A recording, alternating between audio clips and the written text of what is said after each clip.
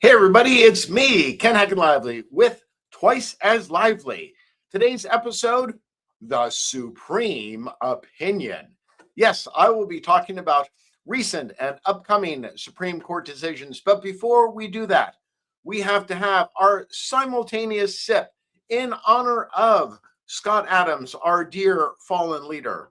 So please get that beverage of choice. It is Monday, it is a weekday. It is before noon on the west coast of California, which means hopefully your beverage of choice does not have alcohol in it. But if it does, no judgments, because I let you run your own life. So let's begin with that beautiful simultaneous sip with Pete's Coffee, not currently a sponsor, but who knows what the future might bring.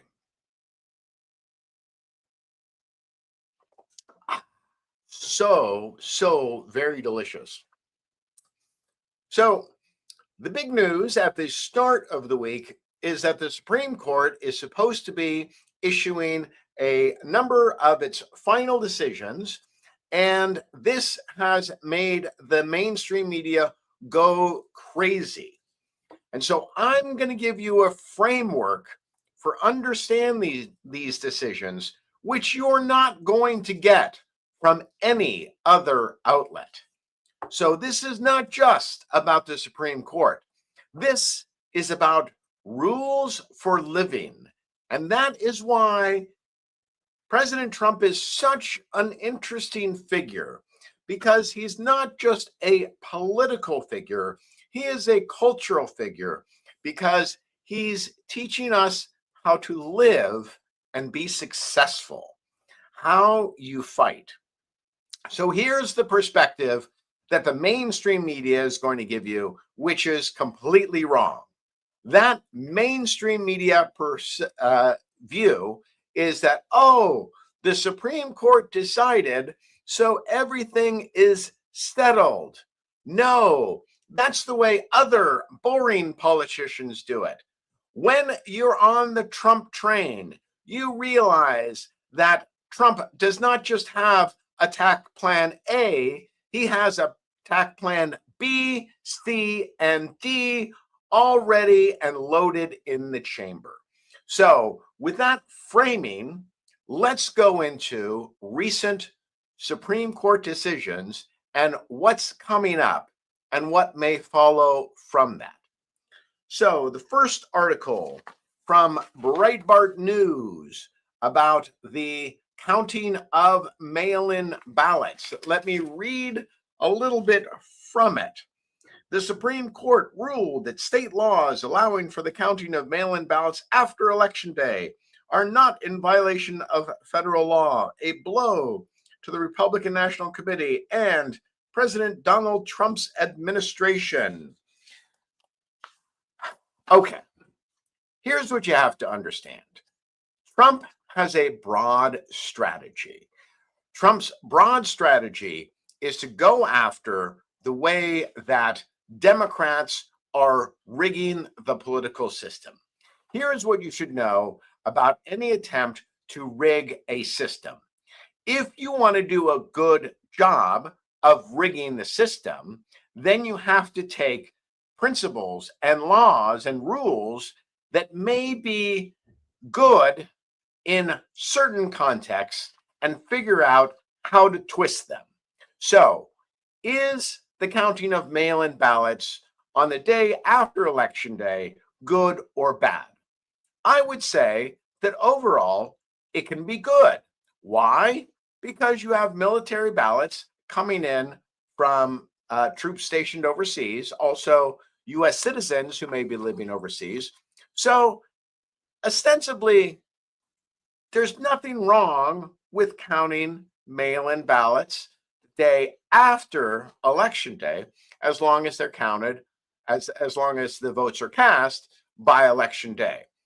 But what has happened is the Democrats have taken a good rule and figured out how to twist it to their advantage. So what the Supreme Court is saying is simply the idea of counting mail-in ballots the day after the election is not inherently bad, wrong, or most importantly, unconstitutional. So, is that the end of the mail in ballot saga? No, it is not, because now Trump has put this in the public realm. So now what's going to happen is there's going to be greater scrutiny on the counting of mail in ballots to make sure nothing is wrong. But what's also going to happen is this also puts pressure on Congress and specifically the Senate to pass the SAVE Act. So, as much as there is drama around this decision, the battle is still going on. So, the SAVE Act can be looked at as Battle Plan B. What is Battle Plan C? Well, Trump does have control over the US Postal Service, which is a federal agency. Trump could put out a presidential executive order saying that mail in ballots, unless they come from members of the military or from US citizens overseas, could be banned.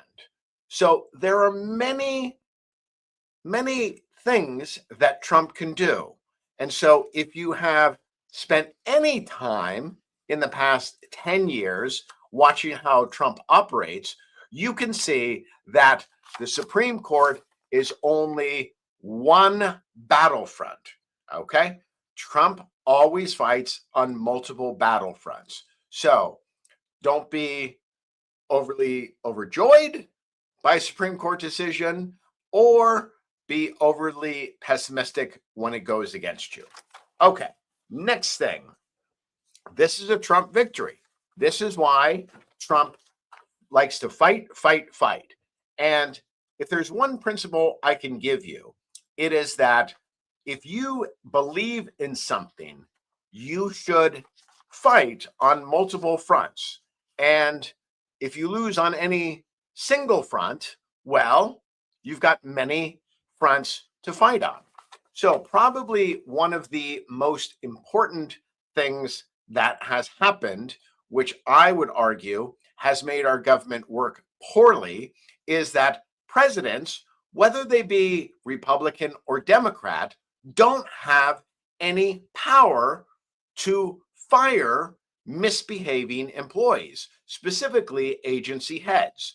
Because what will happen to any president, whether he or she is Republican or Democrat, is that in the process of picking an agency head, that potential agency head will tell the president pretty much anything to get the job. So that's what happens. And then once they get in the job, maybe they have a different political view than the president, and it is that they are putting forward, or they're incompetent. Okay. I would say probably more often than not, the problem with an agency head is their incompetence. So in 1935, President Franklin Delano Roosevelt, a Democrat, tried to fire an agency head, and the Supreme Court, in what I think was a mistaken decision, said that they could only fire an agency head based on a couple problems, which was inefficiency, neglect of duty, or malfeasance in office. That is not a democracy. A democracy is when you choose a leader, that leader then picks those individuals to run various departments. And if they do their job, they stay in the job. If they don't do the job that elected official has chosen them to do, that president has the ability to fire them. So, yes, Trump fights on multiple fronts. This fight, he won. Okay, so now he can get down to business. He can start firing people who aren't doing the job that he wants. And he's the guy who got elected by the people. He's the one who should decide. So, One win, one loss, the game goes on. So this article from NPR is about the continuing cases which are left to be decided. So let's go over some of the cases which are still remaining to be decided. Probably nothing is more important than this one on birthright citizenship. And let me just read the opening paragraph. Trump has long maintained that the Constitution does not guarantee birthright citizenship for babies born on U.S. soil, and on the first day of his second term in office, he signed an executive order barring citizenship for children born in the U.S. if parents entered the country illegally or if the parents are living and working in the U.S. legally with temporary visas. The executive order never went into effect because every lower court judge to review it concluded, in the words of one, that the order was blatantly unconstitutional. Specifically, the 14th Amendment to the Constitution, enacted after the Civil War, says that all persons born or naturalized in the United States and subject to the jurisdiction thereof are citizens of the United States. So, a little bit of historical background. What does the 14th Amendment apply to? I'll tell you. It applies to the children of slaves and slaves who were born in the United States. It also applies to Native Americans who, if you look at the legal jurisdiction of tribal nations actually exist kind of in a confederation with the United States, leading to questions of whether the Native Americans who are living on tribal lands are subject to the jurisdiction of the United States. It is my opinion that if you are here illegally, that means you are not subject to the jurisdiction because you have not gone through the legal processes. So, do I believe that the Supreme Court, if it was making its judgment correctly, would say that the birthright citizenship, which has been going on for many decades, is unconstitutional? Yes, I believe that it is. I believe that the president has the right to interpret the birthright citizenship clause to those citizens who are properly under the jurisdiction of the United States. Now, let's imagine that this goes against the president. Well, this will create an amazing amount of outrage if a law that was passed to make sure that the children of slaves and the Native Americans were citizens of the United States is interpreted to allow for Chinese citizens to come over here on birth tourism, give birth to babies, and have them be both American and Chinese citizens. That is not what was intended by the founders of our Constitution and those who passed the 14th Amendment. Next, the trans ban in sports. Here's how NPR frames it. At issue are laws recently enacted in about half the states that ban trans girls and women from participating in women's sport at publicly funded schools. Before the court are two cases. One involving varsity competition at colleges and universities, and the other involving sports in high schools. Supporters of the ban say the laws are needed to prevent athletes whose assigned sex at birth was male from having an unfair advantage in women's sports. Well, let me address this first as a science teacher of 20 years in the California public schools, and then as an attorney of approximately 35 years. So, as a science teacher of 20 years in the California public schools, let me inform you that there is this thing called DNA, and your chromosomes, which are made up of DNA, will determine whether you are a male or a female. Let me also talk to you about the various anatomical differences which can be seen in the very bones which make up humans, which will enable one to determine quite easily that one is a male or a female. Let us also talk about the remarkable upper body strength that males have over females. And you understand why Section 8 was passed, creating a category for women's sports so that women can enjoy the benefits of competitive sports without competing with men. This is something that just makes common sense. So the Supreme Court will either uphold.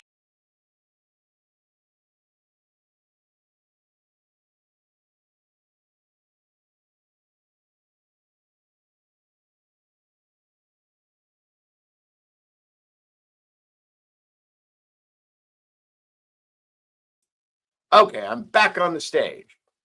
Okay, so either the United States Supreme Court will uphold the ban on trans in sports or it will not. Either way, this will be a win for the Trump administration because they can continue talking about it. Let's see. What about the? Okay, we've gone over the firing, mail-in ballots. What else do we have here? Can you see how, you know, I'm a big believer that the mainstream media will always interpret the news in the way most unfavorable to conservatives. And you need to listen to independent podcasters like myself to get a more balanced view of what's going on. Okay, let's talk about one of the subjects which really makes me angry, and that is geofencing. Okay, I believe in this thing called privacy. And one of my biggest concerns is the Patriot Act and all of the garbage which has happened as a result of the Patriot Act. Probably the march of technology has done more to erode traditional ideas of privacy. So, what is geofencing? So, let's say you decide to go to a funeral for a beloved figure. Let's say you were somebody who was a follower of Charlie Kirk. Well, apparently, somewhere in the neighborhood of 250,000 people attended the services for Charlie Kirk in Arizona. What did Turning Point USA do? But it captured all of that geofencing information from the tech companies and then started sending targeted advertising to those who attended Charlie Kirk's funeral. Now, I don't know about you, but that strikes me as a violation of my rights. If I'm going to a certain location, I'm doing it on my own. I don't want to be tracked by anybody. So the Supreme Court will either say, yes, that is allowed, which will further inflame tensions, or they'll say, hey, you're right. It is a violation of my privacy to have my information captured just because I go to a certain location. Okay, so the other thing is the last topic I want to cover is the recent decision on guns. So this case was decided on June 25th. And let me just read from the NPR article. It says, in a 6-3 ideologically divided decision in Wolford versus Lopez, the Supreme Court ruled that states cannot require gun owners to get permission from property owners before bringing guns onto their land. The High Court said that requiring permission in advance is an undue burden on the right to possess and carry a firearm. In most states, gun owners can bring firearms onto private property unless the property owner tells them otherwise. But 5 states, Hawaii, California, Maryland, New York, and New Jersey, have passed laws that require gun owners to get permission in advance. These regulations are sometimes called vampire laws, so named from Bram Stoker's 1897 novel Dracula, where the Count, quote, may not enter anywhere at the first unless there be someone of the household who bid him to come. So let's talk about the Second Amendment, the right to own and possess firearms. Here is what our founders were aware of, which is that all tyrants throughout history fear an armed populace, which is why the intent to deprive the citizens of their guns is looked upon with such alarm by gun owners in the United States.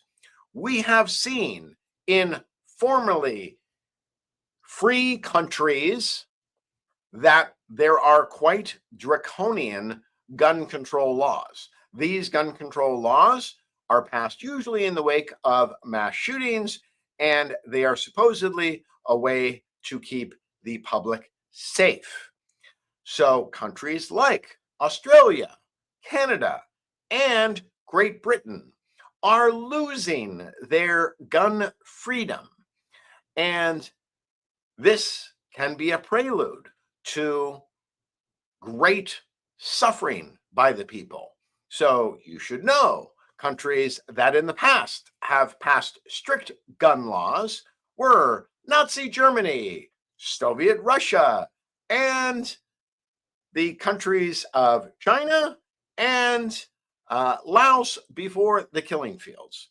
So the bad people who generally seek power do not want the citizens to be armed, not because they fear that if the military moves against them, they won't be able to take action, such as Joe Biden in one of the most reckless statements ever made by a United States president, said, well, the gun that a citizen owns is no use against an F-15, something like that.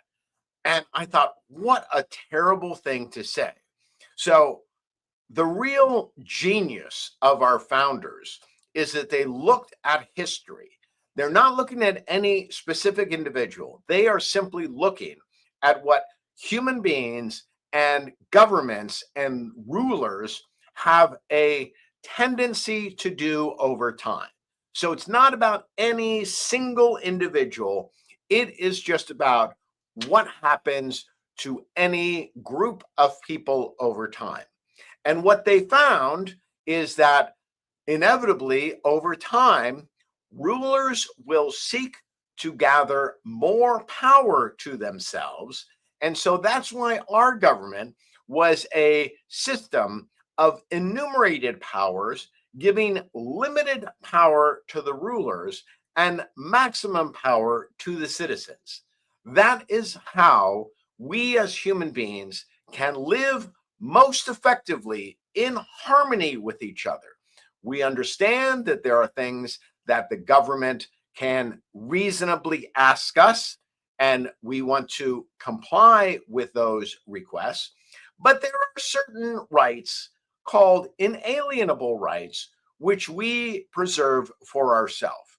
Those include the freedom of conscience, the freedom for me to express opinions which may not be those of the majority, and the freedom to protect myself from harm. So, any attempt to take away those freedoms, those abilities which affect me as an individual to speak my mind or to protect my person, must be vigorously defended. So I applaud the Supreme Court for their recent decisions. And remember, the Supreme Court is just one of the three centers of power. It is asking what is permitted under the Constitution. So there may be times when states overreach what is constitutionally allowed, but there may be other sectors of the government, such as the legislative branch, which need to take action. So the best Supreme Court is the one which allows our Constitution to function as was intended. So Even though most of the conservative media is attacking this most recent decision on mail in ballots, I generally am in agreement with it. Yes, states are supposed to have the right to determine their own election rules, but that also means that it is a shared power. And so perhaps other parts of the government need to take action and have their views expressed. So don't look at the Supreme Court as the ultimate determination of what is allowed, because everything in life is a fight. And what President Trump does, I think, better than any other president of my lifetime, is he knows when to pick a fight. And the reason you pick a fight is because you see a goal that you want to achieve. You're not quite certain how you're going to achieve it. So let me talk about, the martial art that I engage in, which is Muay Thai. So Muay Thai has multiple ways you can attack an opponent. You can punch them, you can elbow them, you can knee them, you can kick them. So that they call it the I believe it's the eight strategy attack. So 2 hands, 2 elbows, 2 knees, 2 feet. Okay, so President Trump fights in the same way. He fights on multiple fronts. Let that be a lesson to you. It's kind of like that old saying, don't put all your eggs in one basket. So when Trump sees something which needs to be achieved, he will go at it. What he also does is he remains somewhat flexible as to what is going to get him the path to victory. So let's look at the current Iran war. So what did Trump do at first? Trump attacked their nuclear program about a year ago. Yes, destroyed it. Did that seem to bring the Iranians to the table such that they would act like other civilized nations and actually engage in direct conversations with the United States? No, that's also something that doesn't get brought out in the news. Iran, for 47 years, has not acted like all of the other nations of the world, which actually talk to the United States. All they would do is chant death to America and talk through third parties. So one of the things that really annoys me in conservative criticism of the Iran war is they don't seem to talk about this fact. So then what does Trump do? Engages in multiple actions designed to get the Iranian regime to actually sit down with the United States and discuss these issues, things that it did not do. So what does Trump do? Trump doesn't engage in a forever war. He doesn't put troops on the ground. He looks at the situation and asks himself, how can I most effectively damage the Iranian regime and hopefully move them into becoming a responsible nation? So he takes away their army, he takes away their air force, he takes away their navy, and he goes after their drones. I think that the drones are a significant threat to the region, and he's just going to keep going with it. So recently, we just heard that after a series of weekend attacks, the Iranians have asked for negotiations, and that is supposed to take place tomorrow. We will see what comes of that. But don't be looking at just what happens in a single day. Look what happens over time. I think that the American people owe Trump a great deal of thanks for taking out not only the nuclear program, but Iran's ability to cause trouble in the region. I think that the region is set for a new era of peace because of what Trump has done. Now, I understand that's a prediction.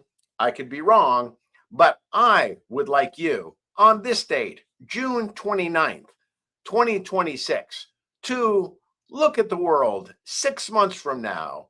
So let's say at the end of January 2027, and let's see how calm the Middle East is.